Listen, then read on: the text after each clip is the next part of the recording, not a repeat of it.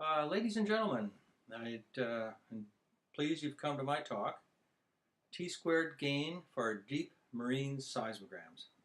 As this is the first time I've presented it, I hope you'll forgive me reading my first slide. Those of us with even a modest background in seismic theory feel annoyed every time we see somebody is using AGC, automatic gain control. At SEP, Cartenson's T-squared gain has held back the pressure somewhat, but there are constant irritations. For example, T can be taken to a power, T to the gamma power. No theory for what gamma should be. People are constantly playing with the clip percentile. Even worse, people display their area of interest, often the shadow zone, far below the clip threshold, so you can hardly see the results. This is an example of tragedy of the commons, that it's hard to get any help in building a plot scaling utility that everyone would benefit from. Okay, the problem I'm going to solve today is Cartenson's T-squared gain was not designed for deep marine data because the waves take a lot of time in the water and the water has high Q. So our goals now are to scale seismic data so it is visible at all times and all offsets. We want a scaling function like Cartenson's T-squared, which is independent of parameters. Well, we will accept certain easily known parameters like the offset or the water depth. A general purpose scaling function of time and space is what we want, not tailored to any particular data set, but useful for most data sets or many data sets. What we're trying to do is three goals here. Reduce the need for automatic gain control, reduce the need for changing the clip, and reduce the need for muting. Once we get this, we not only have a nice program for display for use during research, we also have a default weighting function that could be used in many inverse problems where the inverse problem theorist hasn't yet done their work of finding the weighting function that their theory calls for. So first let me review Cartenson's T-squared. There's one power of T comes about from spherical divergence. You can all figure that one out, so I won't explain it. Just the spreading on a sphere. The other power of T is a little trickier to figure out, so I'll remind you how this is done. If a wave propagates for an amount of time here, Z over V, it will be dissipated by this factor, where Q is some known material property of the rocks. This is the constant Q theory. Now if we look at how fast this is dropping off, let's say this drops off to 5%. This is 5% is about e to the minus 3 power. Then we're setting this thing here equal to e to the minus 3. And from this we can solve for the cutoff frequency. So here's the cutoff frequency, and the cutoff frequency, it's decreasing with time. There's a scale factor Q, but we always lose the scale factor anyway. That goes into the plotting scale factor. Nobody looks at that.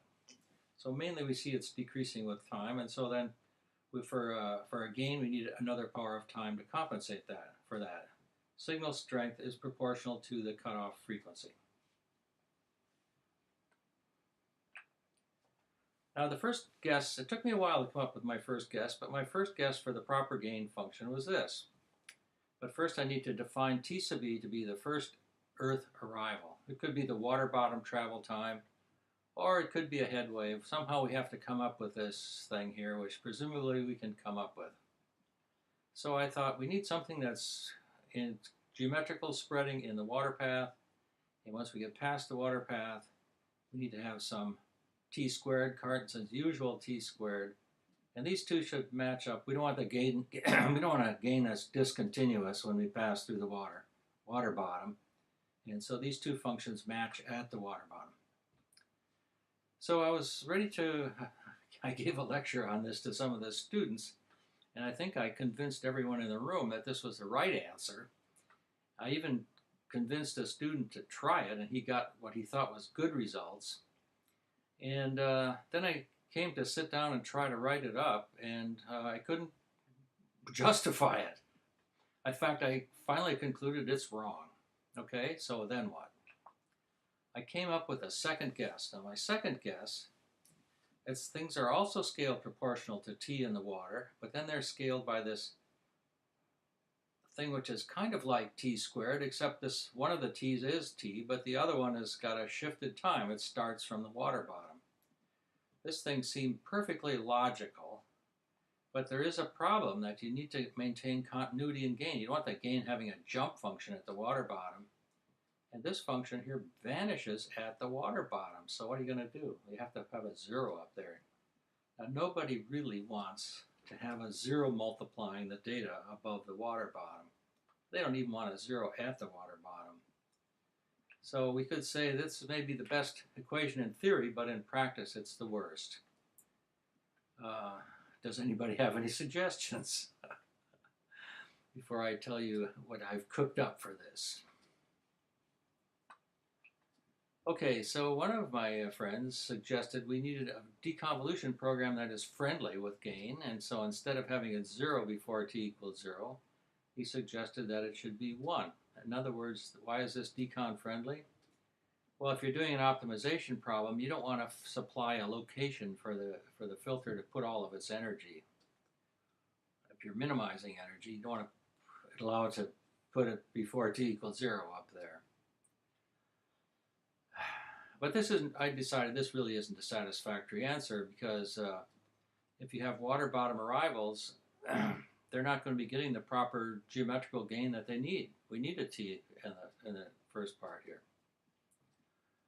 Another friend suggested this. He said, how about a gain function which is quadratic down in the water, in the sediment, and straight ordinary geometrical divergence up in the water itself.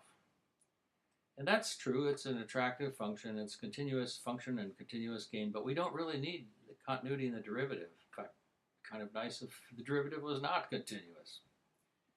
So this kind of left me back where I started from. I had an expression that seems best in theory, but in practice it seems worse. So what's going to happen?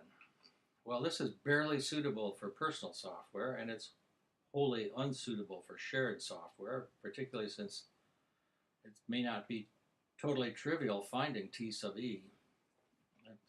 I certainly couldn't get our grad students to find it. Okay, so I came up finally with this idea.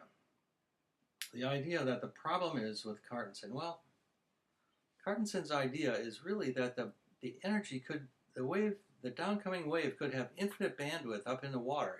If the water path had infinite Q, then our wave could have infinite bandwidth in the water path, and it would start losing things soon after it got into the sediment. And so that gave me an idea that there's something here that we need to assume a starting bandwidth, which is not infinite. Like, what is a starting bandwidth of a gun? Well, it seems like pretty high frequency to me. I don't know how high it would be. So I struggled for a little. I didn't want to have to put in a bunch of strange parameters that had to do with the realities of the real bandwidth that we really start with. Okay, so what are we going to do? So here's what I came up with. Suppose you start with infinite bandwidth and you propagate into an Earth of Q equals 100. I'm guessing at this Q equals 100. And you propagate until you get to a realistic water layer bandwidth, the kind of bandwidth that we actually see in the water. Okay, let's do that. We'll just have infinite bandwidth entering the Earth, Q equals 100. We'll propagate along until it decays what we think is the appropriate amount for a starting shot bandwidth. So let's say we're going to let it drop. Infinite bandwidth is going to drop to a point where we have 5%. We've got 5% of our energy left at 150 hertz. Okay, so here's the expression for that. E to the minus pi is 5%. And here's the formula for constant Q dissipation. We can solve this thing for delta t. That's how far you have to go, and we have to propagate 350 milliseconds. So whatever contractor is able to make this infinite bandwidth source will be able to enable us to look deeper into the Earth by a good 350 milliseconds. Not a very big reward for an infinite bandwidth source.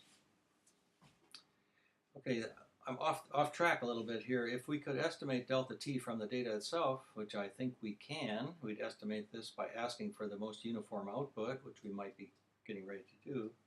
Then we would have an estimate of Q over F. And I wonder if that is an estimate of Q itself, which is kind of interesting to notice that.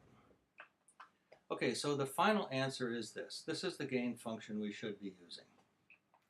Let's try it. Here's a data set plotted before, Chevron Australia data set, and its gain is t squared on this plot, and here it is after. So if I go through the before and after, you will see that things get much stronger at near zero offset. But all of the inner offsets are getting stronger. So that seems like a good idea, doesn't it?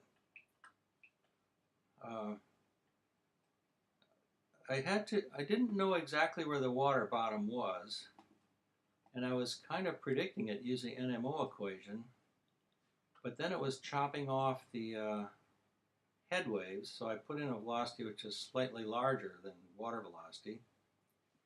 And the upshot of it was that I really would like to have code that finds the first arrival. I don't want to be going through the shenanigans that I'm going through right now. But anyway, so it seems like it works, and it's pleasing enough.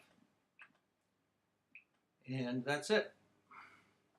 So I have some apologies for this research. The data, I need more data variety, more different kinds of data for more test cases. I need data with less multiple energy. I need water bottom measured instead of guessed. I need to convince some student to do that. I'm getting too old to do everything myself anymore, as I've done for years. Not everything. I have good help from a few people. And we need this code to deduce delta t from the, no, what I'm trying to say here. This point here, point number 4, is we could try estimating delta t from the data itself by playing around with different delta t's, and seeing when is this data more uniformly distributed. That would be fun to do that. Maybe I will do that, but I really need somebody to give me that T sub E.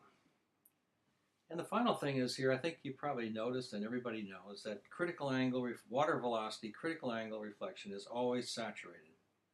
And I would really like to have other kinds of extensions to this gain program that would include just include that fact. I would propose some kind of radial x over t function. Some gain as a function of x over t. We could use some AGC program on x over t. So anyway, that's one more loose end. So that's the story, and that's all. Thank you. Better figure out how to turn it off.